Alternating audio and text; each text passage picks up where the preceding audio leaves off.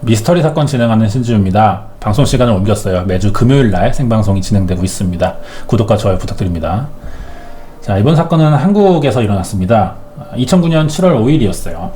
전라북도 임실군에 살던 64살의 남성 안씨는 술에 취했는지 몸을 비틀거리면서 집에 돌아왔습니다. 집 안에 들어서자마자 쓰러지는 남편을 보고 아내인 허씨가 달려와 거실에 눕혔죠. 무슨 일인지 물어봤지만 안씨는 대답을 하지 못했습니다. 처음엔 술을 많이 마셔서 그런 것이라고 생각했지만 자세히 보니 남편 눈에 얻어맞은 듯한 상처가 나 있는 거예요. 신고 있던 장화도 벗겨보니 더 이상했습니다. 대체 뭘 하고 돌아온 것인지 알 수 없는 배설물 같은 것들이 묻어 있는 것이죠. 허씨는 일단 남편이 다쳤으니 병원에 데려가려고 준비를 하고 있었어요. 그 순간 집으로 전화가 걸려왔습니다. 전화를 건 사람은 허씨의 제부인 김씨였어요. 동생이 남편인 거죠. 상황을 전해들은 제부는 늦은 밤 시간이기도 하니 자신이 대신 병원으로 데려다 주겠다고 말했습니다. 이렇게 허씨는 남편을 제부의 차에 태워 병원으로 보내게 됐죠. 그런데 얼마 지나지 않아서 허씨의 집으로 제부가 돌아온 겁니다. 생각보다 빨리 돌아왔어요. 남편은 보이지 않고 그것도 제부만 혼자 돌아온 거죠. 아내인 허씨가 생각보다 빨리 왔다고 물어보자 제부가 이해하기 힘든 말을 합니다. 출발할 때는 말도 제대로 못하던 사람이 도중에 멀쩡해졌고 안씨가 직접 병원까지 갈 필요는 없다면서 문을 두드리길래 차를 세웠더니 20만 원을 빌려 어디론가 가버렸다는 거예요. 아내는 남편이 제부 앞에서 다친 걸 보여주고 싶지 않았기 때문에 혼자 병원에 간 것이라고 생각했어요. 그런데 다음날 새벽이 돼도 돌아오지 않았습니다. 불안한 마음에 결국 남편이 실종된 것 같다며 경찰 신고를 했죠. 경찰 조사를 받은 제부 김씨는요, 안씨가 버스 정류장 근처에서 내렸다고 말했습니다. 문제는 이곳이 인적이 드문 장소라 그날 안씨를 본 목격자가 없었고요. 정류장 주변에 있는 3개의 병원도 모두 찾아가 봤지만 안씨가 진료를 받은 기록은 하나도 나오지 않았어요. 이렇게 안씨는 단 몇 시간 사이에 사라졌고 경찰도 찾을 수 있는 단서를 발견하지 못한 채 1년이 지나가 버립니다. 이대로 안씨는 장기 실종 상태로 남아 있었어요. 그럼 대체 안씨는 그날 어디로 사라진 것이며 지금 살아있긴 한지도 궁금해지는데요. 이 자세한 내용을 좀 알아봐야겠습니다. 궁금하신 분들은 구독과 좋아요 부탁드립니다. 이 사건의 본격적인 수사는 안씨 실종 1년 3개월 만인 2010년 10월 전라북도 순창군 팔떡면 월곡리의 어느 야산으로 약초를 캐러 등산 중이던 남성이 이상한 장면을 보면서 시작됐습니다. 약초꾼은 뼈 조각처럼 보이는 것들을 목격했어요. 가까이 가보니 30cm 정도로 구덩이가 낮게 파여 있었고 안에 있던 것은 사람의 등뼈였습니다. 속옷만 입은 상태였어요. 부패가 다 진행돼서 살점은 거의 남지 않은 백골 상태였습니다. 경찰이 현장에 와봤지만 신원을 알아낼 수 있는 단서가 전혀 남아있지 않았기 때문에 마땅한 수사 방법이 떠오르지도 않았습니다. 뼈밖에 없으니 사인도 알아내기 힘들죠. 백골 사체엔 특이한 점 하나가 있었습니다. 대체로 유해가 온전하게 남아있었지만 양 손목이 없는 거예요. 경찰은 유골을 수습한 뒤 3개월 동안 사망자의 신원을 알아내기 위해 실종자 명단과 대조해봤습니다. 그 결과 이 유해의 주인은 1년 3개월 전 실종된 안씨라는 것을 확인하게 됐죠. 대체 안씨는 2009년 임실에서 실종된 뒤 어떤 일이 있었길래 1년이 훨씬 지나 순창에서 발견된 것일까요? 우선 사건의 의문점부터 따져보도록 하겠습니다. 안씨의 거주지는 전라북도 임실이었고요. 백골로 발견된 순창에는 아무런 연고가 없었습니다. 평소에는 갈 일도 없는 곳이었어요. 사라지던 날 마지막 행적이자 거주지였던 임실군 덕치면에서 제부의 부축을 받고 집을 나와 전주시내 병원을 가려고 했습니다. 하지만 안씨는 도중에 내려 어디론가 사라졌고 제부만 혼자 돌아왔었죠. 그리고 약 1년 뒤 순창에서 안씨의 유해가 발견되면서 경찰이 사건 조사에 들어갑니다. 초기에는 안씨가 뺑소니를 당했고 범인은 안씨가 사망했다는 생각에 차에 실은 뒤 임실과 조금 떨어진 지역인 순창에 유기하고 도망친 것이라고 생각했어요. 하지만 사체 부검 결과 상황이 달라집니다. 안 씨의 유골엔 외상을 당했다고 볼 수 있는 흔적이 전혀 없는 거예요. 그럼 교통사고를 당했다 해도 그 당시 생명에 지장이 있는 정도는 아니게 되는 겁니다. 단순히 뺑소니 사고였다면 시신이 발견된 지점의 CCTV를 통해 수상한 차량을 찾아낼 수 있었을 것이고요. 용의자도 그럼 금방 특정되거든요. 그런데 사고로 외상을 입은 흔적이 없어요. 손목이 없다는 것만 제외하면 유골은 대체로 멀쩡한 상태였기 때문에 사인을 판단할 수가 없었습니다. 이게 경찰 수사에서 가장 어려운 점이었어요. 단순히 생각해보면 원래 손목이 있었지만 야산에 살던 동물이 훼손했고 아니면 범인이 안 씨의 시신이 드러나지 않도록 의도적으로 손목을 잘랐다고 생각해볼 수 있죠. 하지만 부검 결과 안 씨의 손목은 정확히 관절 부위에서 잘린 것으로 밝혀집니다. 만약 동물에게 훼손당했다면 보통 이런 경우가 이빨이나 발톱으로 절단되거든요. 그러면은 단면은 불규칙하게 나와야 됩니다. 하지만 안 씨 유골에 그런 흔적은 없었어요. 그러면 범인이 어떤 도구를 이용해 잘라냈을 가능성이 남는데 잘린 면이 마치 이런 범행에 능숙한 사람인 것처럼 뼈가 매끈하게 남아 있었던 겁니다. 특이한 건 부검에 참여했던 법의학자들의 소견이었어요. 범인이 도구를 이용해 자른 것이 아니라 손기술을 사용해서 손목뼈를 탈골시켜 빼놨다는 겁니다. 그렇다면 왜 범인은 하필 손목을 가져간 걸까요? 아마 범인이 안 씨의 손에 자신을 가리키는 피부나 혈흔이 남겨졌을지도 모른다는 생각을 했고 피해자의 신원보다는 자신의 신원을 감추기 위한 목적으로 이렇게 저질렀을 가능성이 커 보이는데요. 도구를 이용해 자른 것이 아니라 손기술로만 탈골시켜 빼낼 수 있었다면 범인은 탈골 경험이 있거나 뼈와 뼈 사이를 분리해 본 사람일 가능성이 크겠죠. 이런 행위를 할 수 있을 만한 사람이라면 도축 경험이나 뼈의 구조를 잘 알고 있는 사람, 즉 도축업자가 될 가능성이 높아 보입니다. 안 씨의 이유를 알 수 없는 죽음 외에 수상한 점이 사건 현장에서 발견됐어요. 유해 주변에 다른 뼈 조각 40여 개가 발견된 겁니다. 이 뼈들을 검사해 보니 모두 소와 돼지의 뼈들로 밝혀졌어요. 중요한 단서가 나온 겁니다. 이 뼈들의 DNA를 검사하면요, 어느 지역에서 길러졌고 도축했는지 경로를 파악해 볼 수 있게 되거든요. 범인에게 상당히 근접할 수 있는 단서였는데 이 뼈들은 DNA가 나오지 않았습니다. 아마 한번 삶아진 뼈들인 것으로 보였어요. 뼈들이 삶아져 있는 이유는 뭘까요? 아마 범인이 경찰 수사에 혼선을 주려는 목적에서 미리 준비해뒀을 가능성이 높기 때문일 겁니다. 미리 범행을 계획했다는 것은 사망한 안 씨와 평소 갈등을 겪은 사람일 가능성도 있다는 이야기죠. 그렇다면 범인이 이 뼈를 어떻게 가질 수 있었는지도 생각해 봐야겠죠. 보통 동물 뼈가 많이 유통되는 곳은 주로 식당입니다. 국밥을 주로 파는 식당의 경우 뼈를 삶을 일이 많아요. 결국 범인과 도축업은 상당히 근접한 가설이 될 것이고요. 아내인 허 씨의 진술에서 남편 장화에 배설물 같은 것들이 묻어있다는 말도 도축업장을 갔던 것이라 생각해보기 충분하죠. 자, 관절을 분리했다는 이야기를 좀 더 자세히 알아봐야 할 필요가 있는데요. 관절은요, 힘줄과 연결되어 있습니다. 그러니까 사람의 힘줄만 떼낼 수 있으면 관절은 쉽게 분리된다는 말이 되거든요. 생각보다 어려운 일이 아니라서 도축이나 식용견을 유통하는 사람이라면 얼마든지 가능한 행위일 것 같은데요. 안 씨 유해를 부검한 법의학자들도 사라진 손목이 손기술로 탈골시켜 빼냈다는 말을 했기 때문에 관련 직종에 있는 사람이 범인일 가능성은 굉장히 높아 보입니다. 그래도 안 씨의 시신을 유골밖에 남지 않은 상태에서 발견했기 때문에 정확한 사인을 알기는 아직도 어렵다는 한계가 있었고, 현장에 뿌려져 있는 동물뼈들은 이 사건과 무관한 사람이 지나가다 버린 것일 수도 있다는 가능성도 여전히 남아있긴 했어요. 증거인멸을 위해 손목을 제거한 뒤 다른 장소에 유기했을지도 모르죠. 하지만 사라진 손목은 아직도 찾지 못한 상태입니다. 수사를 할 만한 방법이 별로 없었던 사건이라 내용이 많지 않습니다. 사건에 관련된 흐름은 여기까지고요. 현장에 남겨진 시신과 단서들로만 많은 가능성을 예상해봤지만 가장 유력해 보이는 것들로만 추려졌을 때 여기까지의 설명이 가능한 정도예요.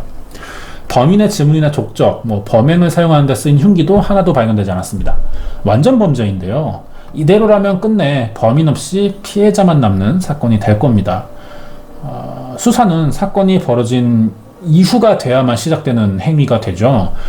만약 관점을 바꿔서요, 사건이 일어난 뒤가 아니라 일어나기 전에는 어떤 일들이 있었는지 이것을 안다면 오히려 여기서 단서를 찾을 수도 있을 것 같습니다. 자, 그래서 지금부터 안 씨가 사라지기 전까지 어떤 일들이 있었는지를 알아보도록 하겠습니다. 사건이 발생한 날인 2009년 7월 5일, 안 씨가 살던 동네 주민들은 비틀거리며 집에 가는 안 씨를 목격했다고 진술했습니다. 경찰은 주민들의 진술대로 안 씨가 걸어간 길을 거꾸로 따라가 봤는데요. 예전에 개를 도축하던 장소가 나왔어요. 지금은 사용하지 않는 버려진 건물이었습니다. 경찰은 이날 안 씨가 개 도축장에 왔던 것이라고 추정했는데요. 집으로 돌아왔을 때 몸 상태를 봐서도 갈만한 곳은 도축장 외에는 없다고 판단됐습니다. 안 씨 눈에 상처가 나 있었고 장화에 배설물이 묻어 있다는 것은 도축장에서 폭력을 당했거나 저항하는 과정에서 개들이 남긴 배설물을 밟았을 가능성이 높아 보이죠. 그리고 안 씨가 집에 왔을 때 술 취한 듯이 비틀거린 이유는 술 때문이 아니라 도축장에서 전기 충격이나 다른 물리적인 폭행을 당했기 때문인 것으로 추정됐어요. 이 생각에 신빙성이 있는 이유는 마을 사람들과 아내인 허 씨의 증언 때문이었는데요. 제부인 김 씨가 예전에 개 도축장을 운영한 적이 있는 사람이었습니다. 그리고 결국 안 씨를 마지막으로 목격한 사람이기도 했죠. 생각해보면 허 씨의 집으로 제부의 전화가 걸려왔었죠. 이 부분부터가 이상했습니다. 늦은 시간 남편이 다쳐서 돌아왔는데 마침 제부가 전화를 걸었고 자신이 직접 병원에 데려가겠다고 한 정황부터가 이걸 우연으로만 생각해 볼 수 있겠냐는 겁니다. 거기에 말도 제대로 못하고 쓰러졌던 사람이 갑자기 멀쩡해졌고 차에서 내려 돈을 빌려갔다는 것도 믿기 힘든 이야기예요. 결국 경찰은 마을 주민들의 진술과 정황을 바탕으로 안 씨의 제부인 김 씨를 유력 용의자로 지목해 수사를 계속해봤습니다. 그러자 사건 당일 김 씨의 수상한 행적들이 나타났어요. 김 씨는 초기 조사 당시 안 씨를 데리고 병원으로 가던 도중 헤어졌고 집에 다시 돌아갔다고 말했습니다. 그럼 임실에서 집으로 돌아가는 CCTV에 김 씨의 차가 찍혀야 진술과 일치하게 되는 것이죠. 하지만 경찰이 CCTV를 판독해본 결과 돌아가는 길에는 김 씨의 차가 발견되지 않았어요. 임실과 집으로 돌아가는 도로는 한 곳뿐입니다. 그래서 이 길을 안 지나갈 수가 없고요. 무조건 양측 방향의 CCTV에 모두 찍혀야 됩니다. 하지만 그러지 않았다는 거죠. 대신 순창으로 가는 도로에서 김 씨의 차가 발견됐어요. 경찰의 의심은 점점 맞아떨어지고 있었습니다. 도로는 일방 통행이 아닌 경우 양쪽으로 길이 나 있습니다. 그리고 CCTV도 2개 이상을 항상 반대로 설치해두죠. 따라서 이 도로를 왕복했었다면 양쪽에 다 찍혀야 되고요. 거쳐가는 길이었다면 한쪽 방향에만 찍히게 되겠죠. 자, 사건 당일 7월 6일 새벽 2시 55분쯤 김 씨는 자신의 집에서 안 씨가 사는 임실로 향했고요. 병원에 데려다 주다가 다시 집으로 돌아갔다고 했으니까 양쪽 다 찍혀야 됩니다. 하지만 임실에서 집으로 돌아가는 길에는 찍히지 않았고 대신 순창으로 갔다가 여기서 집으로 가는 방향에 찍혀 있는 거예요. 김 씨는 집과 임실을 왕복한 게 아니라 순창을 거쳐서 집에 돌아갔던 겁니다. 처음에는 번호판이 가려져 있어서 김 씨의 차라고 한 번에 알 수는 없었어요. 하지만 다음날 오전 8시 반쯤 임실에서 순창 방향으로 향한 차와 오전 8시 18분에 순창에서 김 씨의 집으로 가는 차들을 확인해 봤더니 같은 차 하나가 있었던 겁니다. 이게 바로 안 씨를 태우고 병원을 갔다는 제부 김 씨의 차와 같은 기종인 것이죠. 김 씨는 분명히 진술에서 말하지 않았던 순창을 갔다 왔던 겁니다. 여기에는 어떤 비밀이 있겠죠. 이 부분을 알아낸다면 김 씨가 이 사건의 범인인지를 정확히 가려낼 수 있을 겁니다. 경찰은 김 씨의 차에 혈흔 조사를 해봤어요. 하지만 발견된 건 없었습니다. 그런데 문제는 이 혈흔 조사가 끝나고 며칠 뒤에 김 씨 차에 불이 나서 차 전체가 전부 타버리는 일이 발생한 거예요. 이상하게 김 씨 주변에선 우연치 않은 사고들이 계속 일어나고 있는 것이죠. 이 외에도 김 씨를 사건의 범인으로 의심할 수밖에 없는 정황들이 더 드러났는데요. 안씨 유골은 일제강점기 때만 사용하던 도로를 지나가야만 나오는 장소에 있었습니다. 그러니까 이 마을에 오래 살던 사람들 일부만 아는 도로인 것이죠. 즉 이곳에 시신을 유기한 사람은 야산과 주변 지리를 잘 아는 사람일 가능성이 아주 높다는 겁니다. 경찰은 안 씨의 유골이 발견된 야산 근처에서 김 씨가 태어났고 오래 살았다는 사실도 알게 됐어요. 이 마을에 김 씨 부모가 최근까지 살았고요. 사망하면서 집을 옮겼다는 점도 알아냈습니다. 김 씨가 직접적으로 안 씨를 살해했다는 물질 증거는 아직 없지만 안 씨가 발견된 곳과 가까운 지점에서 태어나고 자란 점, 사건 당일 안 씨와 마지막까지 같이 있었던 사람이 김 씨밖에 없고 순창과 임 씨를 오고 간 사실이 있었지만 진술 과정에서 말하지 않은 점들을 봤을 때 김 씨는 이 사건과 깊게 관련이 있다고 생각이 들 수밖에 없는 거죠. 그렇다면 김 씨는 안 씨와 평소에 어떤 관계였을까요? 경찰은 원한 관계가 있었는지를 자세히 알아보려고 했습니다. 그 결과 허 씨가 전에 살던 집에서 강제로 쫓겨난 일이 있었는데요. 허 씨에게 이 일을 물어본 거예요. 사망한 안 씨의 아내인 거죠. 그러자 자신도 모르는 사이에 집이 경매로 팔려나갔었다고 말했습니다. 안 씨가 빚을 진 사실도 없는데 갑자기 집이 다른 사람에게 넘어갈 수는 없는 일이잖아요. 알고 보니까 안 씨 부부가 살던 집은요, 자신들의 명의가 아니었고 원래 임실에 살던 사람도 아니었습니다. 이 집은요, 제부인 김 씨의 명의로 돼 있었어요. 김 씨가 안 씨 부부에게 세를 졌는지는 자세히 밝혀지지 않았습니다. 하지만 법적으로 보면 김 씨 명의의 집에서 산 것은 사실이에요. 그런데 이 김 씨가 안 씨 부부 몰래 집을 담보로 거액의 대출을 받았었던 겁니다. 대출을 받은 이유는 도박빚 때문이었어요. 1억 4,500만 원 정도였는데 그래도 계속해서 도박을 했고 안 씨 부부의 집을 담보로 대출까지 받았다가 이 돈도 전부 도박으로 날렸습니다. 여기까지 알게 된 경찰은 사건을 최종 정리해봤어요. 김 씨는 주택 담보대출을 받아 도박을 했고 빚을 지게 됐습니다.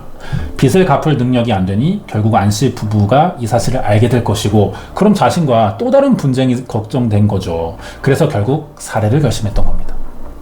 처음에는 전기 충격기로 안 씨를 기절시키려고 했지만 안 씨가 쓰러지지 않고 집으로 도망칩니다. 그러자 어떻게든 범행을 마쳐야 했던 김 씨는 허 씨에게 전화를 걸어 남편인 안 씨를 병원에 데려다 주겠다며 데려나간 다음 아무도 없는 곳에서 안 씨를 살해하고 순창의 야산으로 끌고 가 땅에 묻어둔 것이죠. 여기까지가 경찰의 생각입니다. 김 씨가 개장술을 하던 경험으로 도구 없이 손기술만 사용해서 손목을 탈골시켜 빼낼 수 있는 데다 주변에 동물뼈를 뿌려놓은 점 등까지 종합하면 김 씨가 범인이라는 정황 조건들이 너무 많이 일치하기 때문에 거의 범인으로 확정되는 듯 했죠. 하지만 가장 큰 문제는 물증이 없다는 겁니다. 안 씨를 죽이려던 동기나 사건 당일과 이후의 행적들은 모두 정황 증거밖에 되지 않고요. 김 씨를 범인으로 입증하려면 단 하나의 물증만 있으면 되는데 이게 나오지 않는 거예요. 당장 안 씨가 어떻게 사망했는지도 알 수가 없는 일이고 7월 6일 새벽 2시에 찍힌 차와 그 다음날 오전 8시에 찍힌 차가 정말 김 씨의 것인지 정확히 판단할 수가 없었어요. 같은 차종이긴 했지만 같은 차라고 해서 김 씨의 차라고 확정 지을 수는 없는 일이거든요. 7월 6일 새벽 2시에 찍힌 용의 차량의 번호판이 김 씨의 차 번호와 일치만 하면 확실한 증거가 될 겁니다. 하지만 번호판까지 찍힌 건 아니었기 때문에 CCTV 자료를 증거로 사용할 수가 없었어요. 그리고 김 씨의 차는 이미 화재로 다 타버린 뒤였죠. 결국 경찰은 김 씨를 범인으로 체포할 수 없었고요. 결국 유력 용의자로만 남게 됐습니다. 이렇게 사건은 9년이 지난 현재까지 해결되지 못한 상태로 남아있죠. 사건 당일 안 씨는 김 씨와 무엇을 했고 어떻게 사라졌기에 살던 곳과 다른 장소에서 백골 사체로 발견된 걸까요? 이 사실을 알아내려면 제부인 김 씨의 입을 열게 하는 수밖에 없을 겁니다. 하지만 그럴 방법을 아직 찾지 못하고 있는 상황이에요. 준비한 내용 여기까지입니다. 영상 끝까지 봐주셔서 감사드리고요. 뒤에 관련된 이야기 더 나옵니다. 여기까지 우리나라 장기 비대 사건 중 하나인 순창 백골 사체 사건 파일이었습니다. 네, 여기까지입니다. 아주 답답한 사건이죠. 정황은 너무 충분한데 증거가 하나도 없어요. 여기에 정보를 얻을 만한 유일한 사람이 마침 유력 용의자인 상황이 되는 겁니다. 용의자가 만약 정말 범인이라면 제대로 된 진술을 해줄 리가 없죠. 진술에서 모순점이 생기면 용의자가 거짓말을 한 게 될 텐데 그런 곧 범인임이 인정될 수도 있습니다. 하지만 이 용의자는 모순점을 남기지 않고 너무 잘 빠져나가고 있다는 게 문제예요. 이런 경우가 경찰이 가장 수사하기 불편한 사건이지 않을까 생각되는데요. 국내 법상 정황 증거가 아무리 많아도 단 하나의 물증이 없으면 검찰은 기소를 할 수가 없습니다. 재판이 열리지 않는다는 거예요. 우리나라가 철저하게 증거 위주주의를 채택하기 때문인데 만약 김 씨를 정황 증거로 재판에 넘긴다고 해도 범인이 아니라는 증거가 혹시라도 발견된다면 이 사람은 무죄를 받게 될 겁니다.